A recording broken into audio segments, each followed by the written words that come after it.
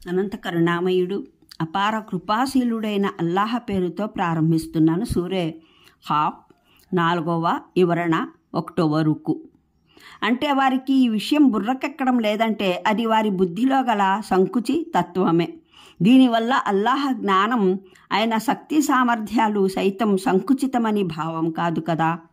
సృష్టి ప్రారంభం నుంచి ప్రళయం వరకు మరణించే అసంఖ్యాకమైన మానవుల శరీరంలోని అంశాలు భూమిలో కలిసి చిందువందైపోయినవి, మున్ముందు కూడా కాననున్నవి. వీటన్నింటినీ ప్రోగు చేయడం ఏ విధంగానూ సాధ్యం కాని విషయం.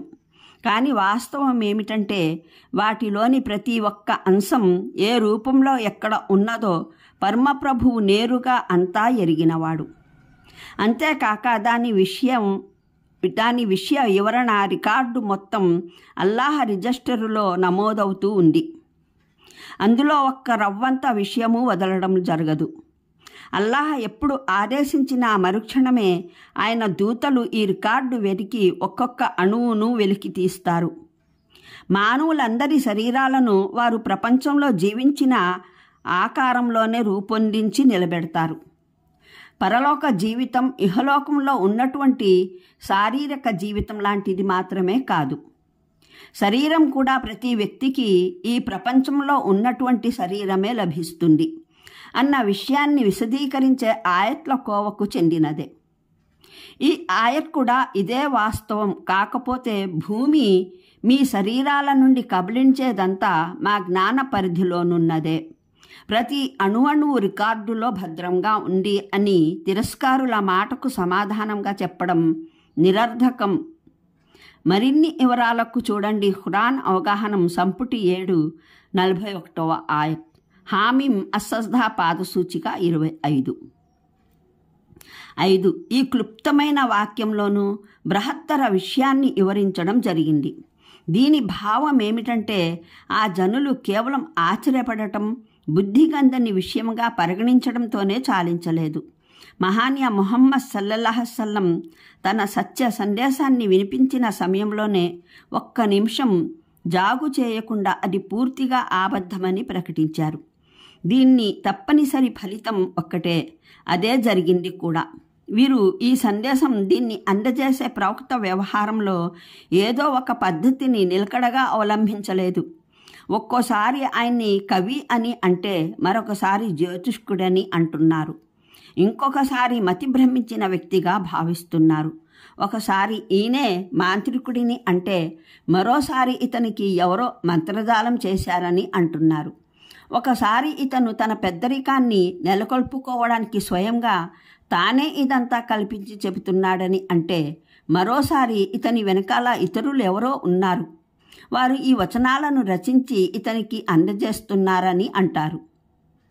ఈ పరస్పర విరుద్ధమైన మాటలు స్వయంగా చాటి చెబుతున్నాయి ఈ జనులు స్వయంగా తమ వైఖరి ఏమై ఉండాలో అన్న విషయంలోనే చిక్కున పడిపోయారని.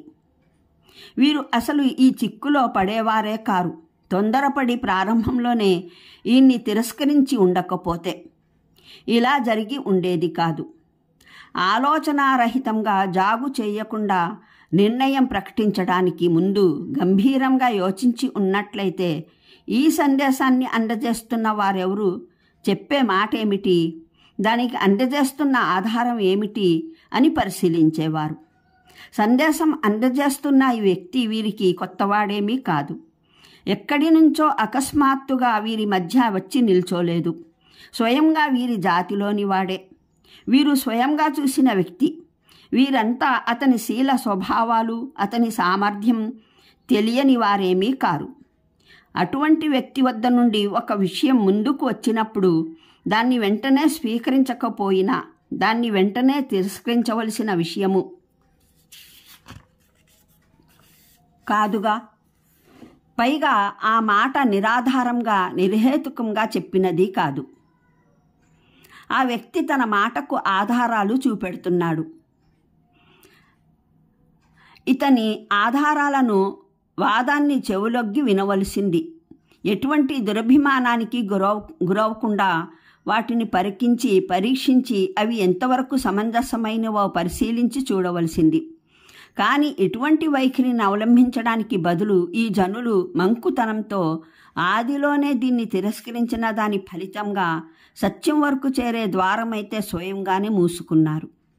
ఇక నలువైపులా దారి తప్పి తిరిగే మార్గాలెన్నో తెరుచుకున్నారు. ఇప్పుడేమో తాము తొలుత చేసిన ఆ తప్పును ఎలాగైనా సమర్థించుకోవడానికి పరస్పర విరుద్ధమైన 10 విషయాలైతే కల్పించగలుగుతారు. కానీ ఒక్క మాటను ఆలోచించడానికి ఈ ప్రవక్త సత్యవంతుడే కావచ్చని, ఇతను చెప్పే విషయం యథార్థమే కావచ్చు అని ఆలోచించలేకపోయారు. పైన వచ్చిన 5 ఆయట్లలో మక్కా తిరస్కారుల విధానంలోని అసమంజసతను విశదీకరించిన తరువాత ఇప్పుడు మహానీయ ముహమ్మద్ సల్లల్లాహు అలైహి వసల్లం అందజేస్తున్న పరలోక సమాచారం సరైనది అనడానికి గల ఆధారాలను తెలుపడం జరుగుతోంది.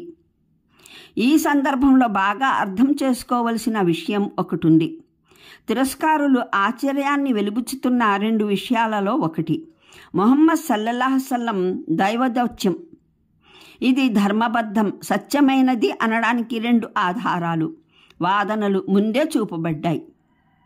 మొదటిది, ఆయన మీ ముందు దివ్య ఖురాన్ని పెడుతున్నారు, ఇది ఆయన ప్రవక్త అనడానికి అతి ప్రస్ఫుటమైన నిరూపణ. 2, ఆయన మీ రాశికే చెందినవాడు, మీ జాతి మీ సముదాయానికే చెందినవాడు. అకస్మాత్తుగా ఆకాశం నుండి లేదా మరేదైనా భూభాగం నుండి రాలేదు.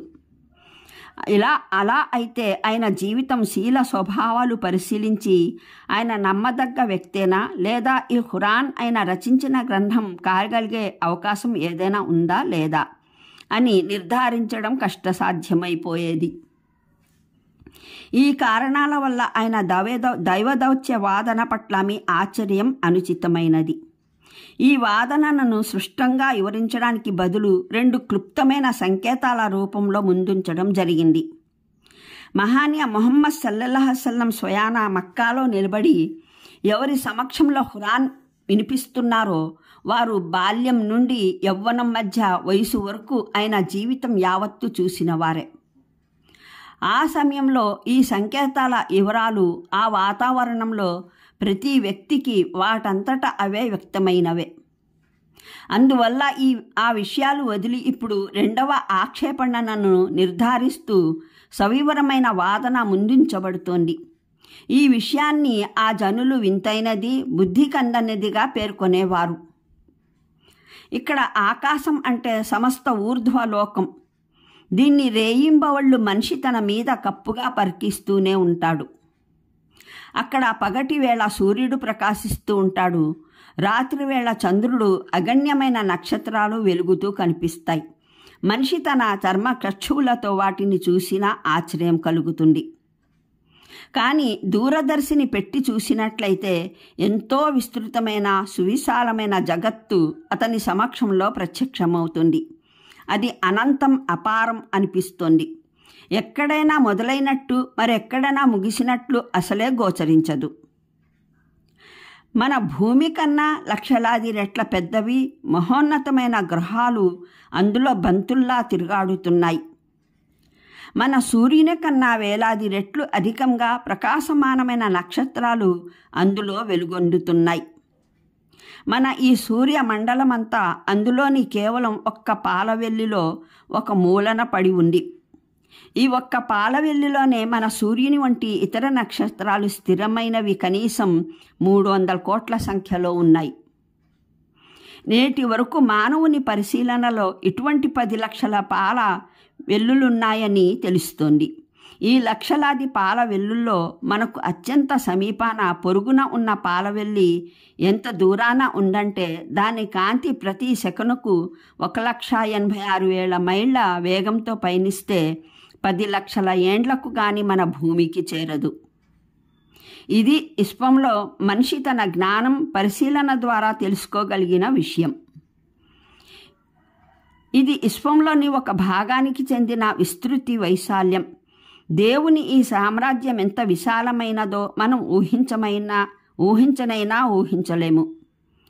మానవునికి ఈ విశ్వ వ్యవస్థ పట్ల గల జ్ఞానం మొత్తం జగత్తును పోల్చి చూస్తే సముద్రానికి ఒక్క చుక్క నీటికి గల పోలిక కూడా లేదేమో. ఈ మహోన్నతమైన మహత్తరమైన జగతి ఉనికి పట్టును అస్తిత్వాన్ని ప్రసాదించిన దైవాన్ని గురించి ఈ నేలపైన ప్రాకుతున్న ఈ చిన్నారి మానవుడల అనబడే మాటలాడే ప్రాణి తాను మరణించిన తరువాత ఆ దేవుడు మళ్ళీ పుట్టించలేడని నిర్ణయిస్తే అది అతని బుద్ధి సంకుచితత్వమే కానీ విశ్వకర్త శక్తి సామర్థ్యాలు దాని